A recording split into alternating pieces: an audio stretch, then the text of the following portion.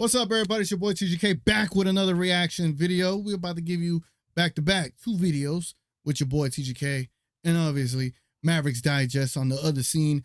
This is going to be a Jeff Teague video on his podcast. This video is titled, Jeff Teague says Mavericks need Luka Dončić back. Team not built around Kyrie Irving. Ooh, interesting. We got Marcel in the building. What's up, brother? Hey, what's up, man? You know, I'm always happy to be here. Always a pleasure. Appreciate you, man. Appreciate you. All right, you want to make any predictions based on his title on this video? I think he has like 2 hosts with him, so how do you think this one's gonna go?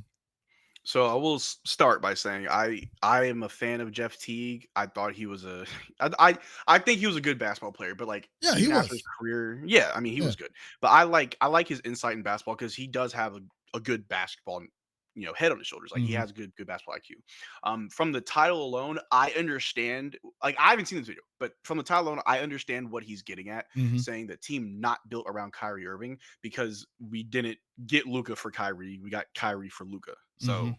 Yep. saying that we need Luka, yes, we need Luka because we built around Luka. So I think he's going to make some very valid points that Mhm. unfortunately some fans don't want to hear, while other fans might be like, yeah, we know. So it's important to understand that Jeff Teague doesn't have a horse in this race. He's unbiased and just giving his thoughts. Yep. Yeah. No, and he's hilarious too. But Yeah, is a show called Club 520 Podcast. That's the yeah. the channel name, Club 520 Podcast. You'll see the description, the link below. I mean, you'll see the channel link in the description below. All right, let's go ahead and let's get this started. I say his co-hosts are gonna say something off the wall. So let's go. Subscribe to our YouTube Club 520. We clowning on that mother. Just hit the button. God, Don't ask more questions. Subscribe. I'm gonna start saying that. I'm gonna start He doing took care that. of the Mavs yesterday in Yup. OT, 123 to 118. Jimmy been averaging 32 since he's been back. You know, Yeah. can Jimmy put this team on his back again to have a deep playoff run? a healthy Jimmy Butler is like having LeBron. Whoa. Like he can take over the game in so many ways. Defensively, obviously he can score with the best of them. But when he playing for something, Hold on. Let me pause that. Having what do you say? A healthy Jimmy Butler is like having a LeBron. Like LeBron James. I don't know. I understand that you may have similar results because for the majority of LeBron's career, yes, he's had to put the team on his back. And we've seen Jimmy do that several times in Miami. Although he's had help, he hasn't really done it all, but we've seen him shoulder the majority of the workload. Like we know that to be true about Jimmy. So I get what Jeff Teague is saying. It's like they have their own version of LeBron, someone that they can lean on and rely on. True. And as Mavericks fans, we're spoiled because we've had that for 8 years. So yeah. No, and again, these reaction videos are not the crap on the creator. It's never like that. But if it is Kendrick Perkins, I'll definitely reserve crapping on that guy for anything. All right, let's get back to the video. Jimmy cold. Like right now he playing for a contract. Yes, sir. He want the max. We all know that. So he gonna go out here and produce. And right now he killing. Dang. He's probably the hardest working NBA player ever, bro. For real, Jimmy Butler in college was not Jimmy Butler now, bro. Yeah. Hell His no. transition in basketball as a pro, bro, I don't know. He a dog, bro. I swear. Like his game translated so much in the NBA, bro. Them off-season workouts really paid off because he a scorer now. And he can shoot. And closer. I More importantly. never seen like somebody take like our team when we was in Minnesota, when he was on the team and when he wasn't, like how good we were to how bad we were when he was out. It was crazy. I was like, damn, we got this many good players on our team. We had Jamal Crawford, myself, Taj, Cat, Wig. We got NBA All-Stars. We went from the number 3 in the West to damn near out the playoff race because Jimmy left. I was like, damn. And he came back. We go on a 4-game win streak. I'm like, damn, bro. Like, you this good? He was gold, bro. And what makes it so crazy is if you look at all the teams that he's departed from, immediate drop-offs from every single team. Man, Oh, yeah. man, Hey, Philly, 76ers. look, we talk about all the pause it. mistakes they made. Go ahead. because one thing is very true about Jimmy Butler, a player like Jimmy Butler. He will do nothing but help your team. And it's very weird that he got this weird like reputation for being a locker room cancer, that he's like a bad teammate. Just because the Minnesota Timberwolves, let's be honest, at the time they were too soft. for the playoffs. Like Yeah. you weren't mentally prepared, mentally tough for the playoffs. Jimmy Butler was like, I'm gonna get you there, but I need you to get like me. That's it. You know, you couldn't do it. He goes to Philly. And in that year, they lose in the second round to the Toronto Raptors on a lucky bounce by Kawhi, Oh, crazy yeah, shot. yeah. Crazy shot. And they decide not to re-sign Jimmy because Ben Simmons didn't want the ball out of his hands. But Ben, you're afraid to shoot the ball, so I don't Mhm. understand. Jimmy goes to Miami and shows everybody that if you want an NBA championship, or if you at least want a good shot at an NBA championship, you need a workhorse like Jimmy Butler. You need someone who only cares about winning, and all that other stuff is secondary. Mhm. And Miami Heat has been to 2 finals because of that. And you could argue that, they should have won, they could have won, It doesn't really matter. I think Jimmy Butler has proven so far in his career, it's been a very successful career, in my opinion, that he will outwork anybody. He doesn't care about nothing but winning, and he does have a very good game to him. Like, he does have a nice bag. Yeah. Nah, even in the 2020 bubble, bro, like he took his Yep. team all the way to the finals, and then against Denver as a 8 seed, he took his team to the finals again. Yep. Like yeah, he gave it his all, and again that he coached. They do have culture over there. They, Eric Spoelstra, like they have a good organization, but Jimmy Butler definitely is going to be a Hall of Famer just on his For sure. on his whole journey to get to the league by itself is a Hall of Fame worthy. But to get the 2 NBA finals, and obviously he didn't get to close the deal, but those routes that he took were actually absolutely insane. You know what I'm saying? Remember him being all gassed out in the bubble finals?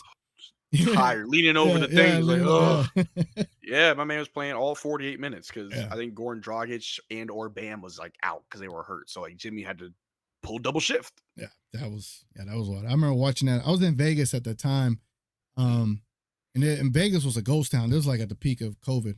Oh, Why yeah. was I traveling? I don't know. Don't ask me. But I went. Cheap flights? Bro, what? Man, like before, like August to October, the flights you could have flown anywhere for like $20. It was crazy. Like I went to Cabo and I stayed at this 5-star resort. I mean Cancun. Stayed at this 5-star resort. I was there for like 8 days, I think. 8 days. 8 days at the all-inclusive resort, everything included. Like $600, bro. It was insane. Talk about inflation, man. Bring back those prices. Bring back the COVID prices. Yeah, bring back the COVID prices, man. Life was more affordable then. All right, back to the video. Let's go. Hey, not keeping Jimmy was one of the biggest mistakes they made, man. They ruined their franchise. Like that run, they had an opportunity to make it to the chip. Not keeping Jimmy was that run. Like that run was over. Was JJ Redick on that team? Yeah. 1 year. Yeah, they talked about it because they did the pod together. Damn, that was a fire scene. But think about it. Jimmy went to the finals. Man, the way they going though, Jimmy would have been out of there though. They wouldn't have been worried about keeping him. He would have forced a hand up out of there. He know that's a shit show. But he wanted to go back. Yeah, I was gonna say that money situation. He wanted to be there, but then when he realized, all right, y'all ain't on this, I'm about to make my way. He wanted to be in Minnesota. He just wanted the money. We was on a run. That's why he was moving because of paper. Oh, Yeah, okay. he said he wanted the year Cat got paid, he wanted the money. He was like, they'll pay me too. All they had to do was pay him. Shit, fuck it. It was like, it ain't your time to get paid. I mean, but that's the best year that y'all had in 14 years. I proved it. Wow. I didn't know that. Yeah. Yeah. Ain't nobody make no moves there since KG left. So at that point, come on, man. Pay the man. With the Mavs 9-8, Luka out, missing some more games with an injury. You know what I'm saying? Do y'all expect them to have the same postseason success for this team, or they gonna take a dip? I don't know, bro. They play too many games for me. I say this every week, bro. Niggas is 18 games here, y'all. I can't say who's gonna go to the finals. Luka gotta be there. Yeah. That team is built around Luka. So like if you look at their roster now without Luka, they damn near look sad. I ain't even being funny. Like Kyrie, that team not built for Kyrie. Yeah. Like, and I'm not expecting Kyrie just later in his career to be the person who has to carry a team. yeah, and I mean he's more than capable of averaging 40 for a stretch. But if you look how their team is built, it's built around Luka. Like you can't expect Klay to average 20. That's not Klay no more. You know, All he's right, a pause. 14, Okay. 15 point. Go ahead. Okay. So I thought I was going to agree with everything Jeff Teague said. I didn't expect him Part to of it. take this turn. Like Yeah. the title was one thing, and then he just took a whole different turn with it. That's crazy. My man went off GPS, right? So it's like I get what he's saying. Like this team is built around Luka, not around Kyrie. Yes, everything that Luka needs, we went out and got. It's Mhm. not like we had Kyrie and got what Kyrie needs. We got what Luka needs. We got better shooters and Najee Marshall, who's turned it around. Quentin Grimes, who's like a miniature Clay. Then we also got Clay, right? So Mhm. we fixed the 3-point shooting. We also got multiple ball handlers. We know Najee can handle the rock. PJ's gotten a little bit better. We got Spencer Dinwiddie. We got Quentin Grimes. Grimes can handle the ball very well. So we got multiple ball handlers. So okay, cool. We need defenders. Najee Marshall be getting some really good steals and blocks sometimes. Mhm. Derek Lively, Daniel Gafford, PJ Washington. Like we've got defenders. Like cool. Whatever you need around Luka, we've got it. Like we've got bigs and Derek Lively and Daniel Gafford who are lob threats. Like Yep. what more do you need? You need vets. Cool. We got Markieff Morris. We got Dwight Powell. We got Kyrie himself, Clay. Like what more do you need? So everything that Luka needs to be successful and everything that the Dallas Mavericks need to be successful, we have. So yes, we're not built around Kyrie because the one thing that Kyrie needs to at least to maximize what you get from Kyrie, because prior to Luka getting hurt, Kyrie looked like an all-star. He was putting up all-star numbers. Mhm. He's great playing the absolute best brand of basketball next to someone else with gravity. Mhm. Right. So when he played alongside LeBron James, he could just be Kyrie because he's not the main focal point. When he went to Boston, it was kind of shaky. He was dealing with Mhm. injuries. He also wasn't there playing a lot. But when he went to Brooklyn, you're alongside Kevin Durant and James Harden. You're not getting a lot of gravity, so you can really just ball out and be an all-star. You Yep. come to Dallas, you're playing alongside Luka, who gets blitzed the most, who gets the most attention from defense. You can just ball out and be Kyrie. Mhm. Kyrie benefits from Luka's gravity, just like everyone else benefits from Luka's gravity. So yes, I get that. But the part I don't agree with when he says that we look like buns without Luka, that's not Yeah. true. We've only Yeah. lost one game without Luka. What are we talking about? Yeah. Yeah, that is crazy. And obviously we have hindsight and in our side. So they're going off of the Miami loss when we're like, we're going off 2 wins in a row against Atlanta and even what did we play at New York? So New York, yeah. but even then, like after the Miami loss, I wouldn't have been like, oh, we look like buns. Like, no, we took Miami to overtime without Luka. Like it is quite a bit of a take. That was a take for sure. Yeah. Off the wall for sure. Let's get back. I mean, hold on. What about our Denver Nuggets game? What about our Oh, Oklahoma yep. Thunder game? Yep. Like we had some good wins. I understand some of those wins were against teams that were just hobbled and also broken. We still got the wins. We were also hurt. Just like obviously this game was before the Hawks and the Knicks game, Yeah. but those 2 games, no Luka, no Clay, Mhm. no problem. And well, we're now 5-1 without Luka.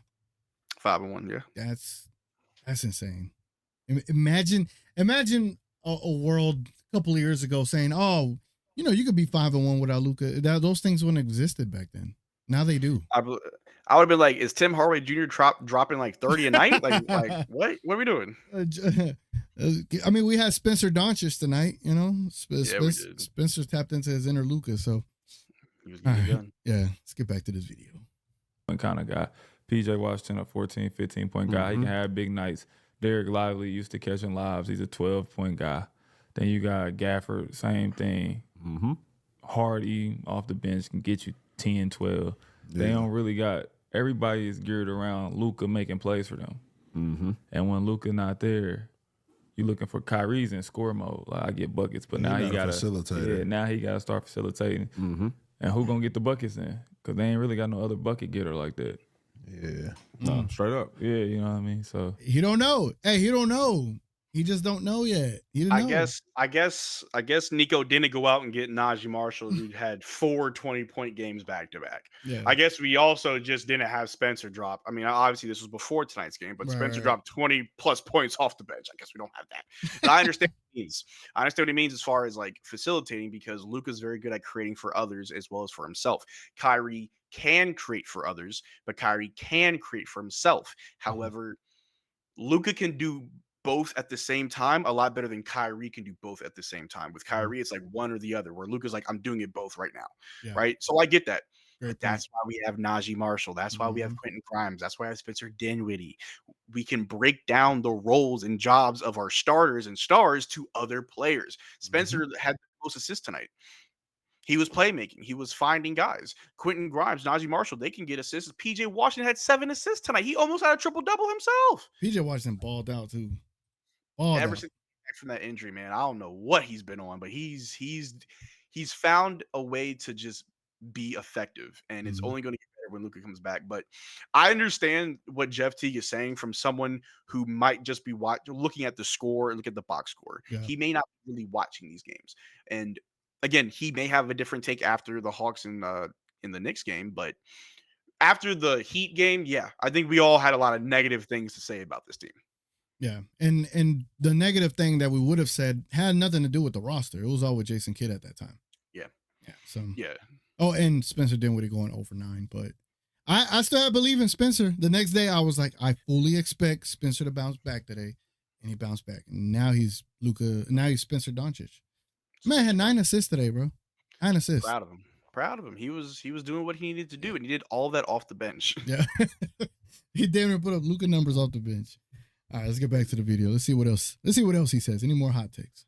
And especially, like you said, if Kyrie got a score, you can't ask Kyrie to go get 35 and get 15, 20. Like, it's going to be one or the other this stage of his career. That's a lot to ask. But while Luka is out, how would you coach him, though? I mean, you got to hope that you sign Spencer Dinwiddie because he was a capable playmaker and he got buckets previously playing for them. But he hasn't been performing at all. Like, he's been bad. At the time, yes. And, I mean, it's probably comes from not playing a lot. I mean, not getting a lot of tick. And now when Luka out, you start upping your minutes a little bit. So you just probably got to catch a rhythm, but you probably expect somebody like Spencer Dinwiddie to step up and help Kyrie carry that scoring load. Or Hardy, too. Like, see, you got to get some, you got some buckets up. You got paid, time to produce for sure. Yeah. A couple games tonight. See how y'all feeling. Monday Night Football. All right, well, now it's a whole different topic, but no, that was some good analysis at the end. Like, Yeah. He kind of saved himself a little bit. Yeah, I mean, he was at the end. He pretty much said what we said. That's why I got Spencer Dinwiddie. And again, after that Heat game, you probably do think Spencer Dinwiddie sucks and that he's buns and that he like, what are you doing here? Like, you're here on a minimum 1-year contract for a reason. However, again, after tonight's win against the Knicks, you could argue that Spencer probably had his best game in a long time. I don't think he's had a game better when he was a Laker, right? Like, Spencer's best basketball has always been in Dallas. And it's kind of a shame that he hasn't been here longer. You know what I mean? Like, he was here for about a year and a half, almost 2 years, then he got traded. Now he's back. So, like we both said, and like we both agree on, is that anything Luka needs, we have. We got playmakers, we got defenders, we got 3-point shooters when they're on one. We've got guys that can attack the paint. We got lob threats. We got guys off the bench. We got veterans. We got championship pedigrees. Like, everything Luka needs to succeed is here. Yep. And this isn't a slight to Luka, but it's up to him now. He needs to trust the team. He needs to understand that you may not need to put up the most points tonight. You may not need to do everything. You may need to take a step back. But I also understand Luka may need to step up. Luka may need to take over. He may need to put the team on his back like we've seen him do time and time again. It's knowing when to step up and knowing when to slow down. Something that we know Kyrie does very well when he only turns up in the fourth quarter, because he's very methodical, that he lets the game come to him. He doesn't force anything. Whatever it is, we know that this team is built around Luka. Yep. We need Luka back. Hold on, where's my camera? We need Luka back. Like, we get that. You know what I'm saying? Like, we know that. So when he's back, once he fits into the system, because we have a system now. Luka is no longer the system. We have a system. We have the framework. Yeah. Get in the frame, make it work. Yeah, and I think so. You already know, like, the Luka fans want Luka to have a crazy usage rate, scoring 30-point triple doubles, and to me, like, that doesn't matter in the big picture. I would much rather Luka have a 24, 8, and 12 kind of stat line, like have 12 assists, 24 points, play 32 minutes, and call it a night, and you get a W. Like, you have the team that you don't have to be Superman every night. We don't need you to be Superman. You know when we need you to be Superman? When the playoffs start. That's when we need you to, when it's game 7 and it's a minute to go and we need buckets. That's when we need you. And that's the X factor that Luka gives you. That's the gravity. And with Klay too. Klay has, what is it? I think it was, I forgot where I heard this from, but someone said that Klay has, like, how would I like respect gravity, or I don't know, like prestige gravity, something like Yeah, that. Yeah, because of his 3-point shot. So you got players that have gravity on this team, and Luka Dončić makes it easier for just everyone else. So if Luka can get to the point where he doesn't have to put up monstrous numbers, and I get it, MVPs do matter, but you think these national media heads want to give Luka an MVP? No. So how about we just go win championships and shut everybody up that way? Yeah, like Luka just had a crazy season last season where he was dang near a 35-point triple double, right? It would be wild if he won an NBA championship in amazing fashion while putting up what 25, 8 and 8. Mm-hmm. 25, 7 and 7, because he does less because his team does more. And this also isn't coming from fans who don't want to see Luka shine. We want to see Luka shine. We want Right. Luka to get all the accolades. We want him to get all the respect that he deserves.